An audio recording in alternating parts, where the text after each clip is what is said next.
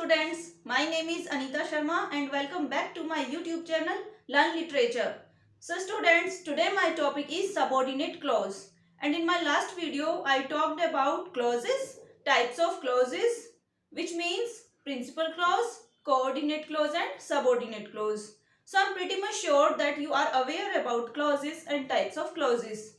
Now let's talk about our topic, subordinate clause. First of all, its definition. A subordinate clause is a clause that cannot stand alone as a complete sentence. It is dependent upon a main clause to be meaningful. Now, what is the meaning of this definition? That a subordinate clause is a set of subject and verb, but it cannot stand alone as a complete sentence. Means this clause needs one another clause to complete its meaning. It is dependent upon main clause to be meaningful. It means to be meaningful, it needs one another clause. So let's have a look at this example. If you pass the exam, I will buy you a new car. Means if you pass the exam, there is one condition given in this clause. If you pass the exam, I will buy you a new car. So which is principal clause and which is subordinate clause? Now let's find out. Suppose if I rub this, if you pass the exam. I rub this, if you pass the exam. Then tell me, are you getting any meaning? I'll buy you a new car. Yes, there is one full sentence. I'll buy you a new car. So that means this sentence needs not another clause to complete its meaning. It means this sentence is our principal clause. And if I write here, if you pass the exam. If you pass the exam. Suppose I have rubbed this. I delete it. Now, look at this. If you pass the exam.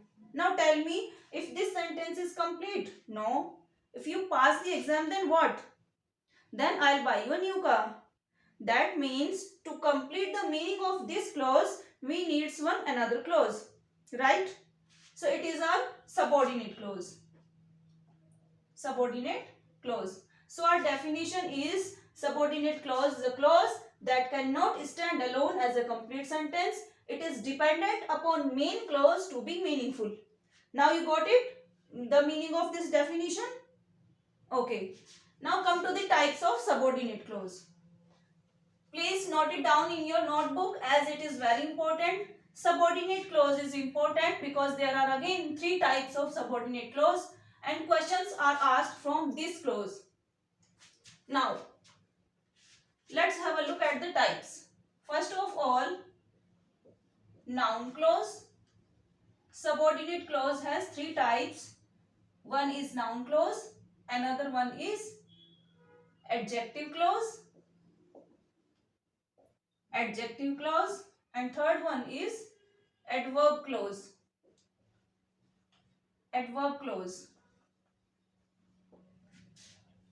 Students, I think you know about noun, adjective and adverb. But what is this noun clause, adjective clause and adverb clause? Let me explain you. I will explain these clauses one by one. So first of all, noun clause. Noun clause is a clause which acts as a noun in a sentence. Noun clause. Noun clause. What is noun? I am differentiating between noun and noun clause. Now look at this. Suppose I am writing here, Geeta eats apples. Geeta eats apples. Now tell me, Geeta is our subject, it is a verb and it is a object. But Geeta is also a noun. Geeta is noun. And again, apples are also noun. Nouns are the naming words. So apples are also noun. So you can see here that noun comes as our subject and it can come as an object also. So noun acts as a subject and object in a sentence. Like this, we use noun clause as a subject of our sentence and an object of our sentence. For example, I am writing here how he behaves. How he behaves is not very polite. Is not very polite. Now look at this. There are two clauses given in this one sentence. Be careful, this is one sentence. How he behaves is not very polite. Now look at this. He is subject and behaves is a verb. And again is a verb. Then where is the subject? Now this clause, this dependent clause or subordinate clause is a subject of our this clause. Is not very polite. How he behaves is not very polite. It means how he behaves is a dependent clause and it is a how he behaves is a dependent clause and it is a principal clause. How he behaves what? What is not very polite? How he behaves. So we are getting the answer. If we put what in place of subordinate clause, then we are getting the answer. It means that if we put what and we are getting answer, that means this is our noun clause. So that is the identity of noun clause. If we get the answer by putting what and we are getting answer, then it means there is noun clause. How he behaves is not very polite. What is not very polite? How he behaves. So here this clause is acting like a subject of this sentence. Got it? Now I will explain you with one another example. Look at the other example. I don't know what she said. What she said. I don't know what she said. Now look at this. I don't know. I is subject and don't know is a verb. And again, what she said. She is a subject and said is a verb. So you look at this. I don't know what she said. If I put I don't know what. I don't know what. What I don't know. What she said. So we are getting the answer by putting what in place of subordinate clause. That means it is a noun clause. And you can see this is subject, this is verb and all the things, all the stuffs remain is a object. So here noun clause is acting like an object in a sentence. And in the previous example, I told you that their noun clause was acting like a subject. And in this example, noun clause is acting like an object. Right? You can see here, if I talk about only noun, then there is only one word. But if I talk about noun clause, then there is a set of subject and verb. There is one full sentence. Right? So this is a noun clause. I think you are getting my point. Now come to the next type and that is a adjective clause. Students, if you get stuck at somewhere, then you can comment me in the comment section box and I'll explain you later. I'll clarify all your doubts related to this clause if you have any problem. Now adjective clause. Adjective clause. So what is adjective? Adjectives are describing words. We describe any noun or any pronoun, that is our adjective. Again I am differentiating between adjective and adjective clause. Adjective and adjective clause. Now look at this. I bought a beautiful dress.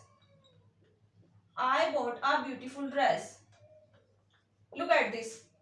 In this sentence, I is our subject, bought is a verb, beautiful dress. I can simply say, I bought a dress. But I am describing this dress. Which type of dress? Beautiful dress. So here beautiful word is a adjective. Now I am writing adjective clause. Let's see the example. The pizza which most people love is not very healthy. Is not very healthy. Let me change the marker.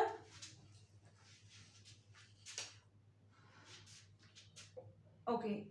The pizza which most people love is not very healthy.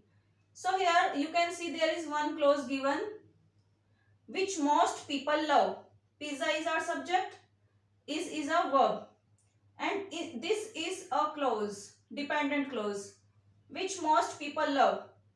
In this, people is our subject and love is a verb. So you can see there is one clause and it is called subordinate clause.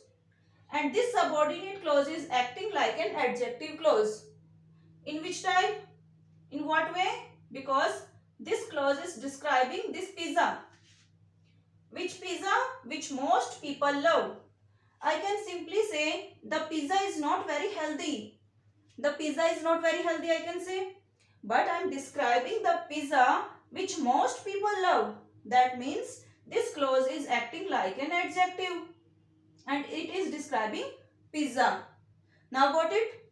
So if there is an adjective clause, then you will see that adjective clause comes with that subject which it is describing, right? And with the noun clause, in noun clause we get the answer of what by putting what in place of subordinate clause. But in this adjective clause we don't get the answer of what. Just we see that there are some words which describe the subject of main clause. This is a main clause. Pizza is not very healthy. It is a main clause. And the subject of main clause is pizza. So this clause is describing this pizza. Okay. Now come to the third types, adverb clause. Adverb clause. Again I'll differentiate between adverb and adverb clause. All of you know about adverbs. What is adverb? Adverb clause. And now I am describing here, I am differentiating adverb and adverb clause. So what is adverb?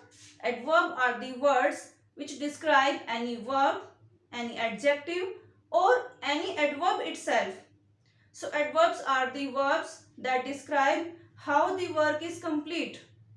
How the work is completed, in which time, at what time, or how the manners, okay, like manners, timing,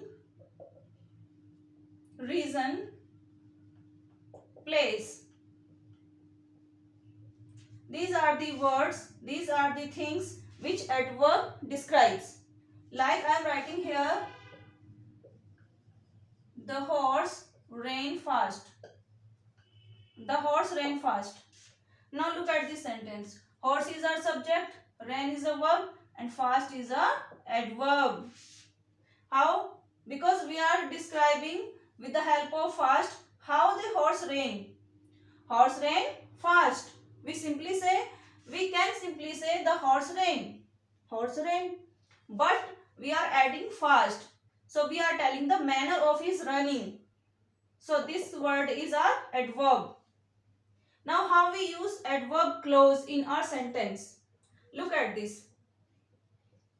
I ate when I am hungry. I ate when I am hungry. So look at this. This clause is our principal clause. I is the subject and ate is a verb. When I am hungry. In this, I is our subject and am is a verb. So this is our subordinate clause. When I am hungry. Suppose I am saying when I am hungry. Then what? We are not getting the full answer. When I am hungry. But if I say I ate. When I am hungry, I ate. Then it's a complete sentence. So in this way, subordinate clause is dependent upon this sentence. And which type of subordinate clause is this? Look, we are describing this verb, ate. I ate. When I ate, when I am hungry. It means the timing is given of this verb. When this verb, when this action word happens, when I am hungry. When I ate, when I am hungry. That means we are describing this verb. So this is our adverb clause. Okay. So I have told you all the three types: noun clause, adjective clause and adverb clause. If you have any problem with any of these clauses, then you can write me or you can tell me by writing in the comment box.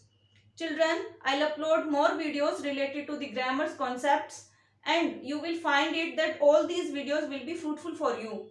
So till then, keep learning, keep watching and keep enjoying. Thank you.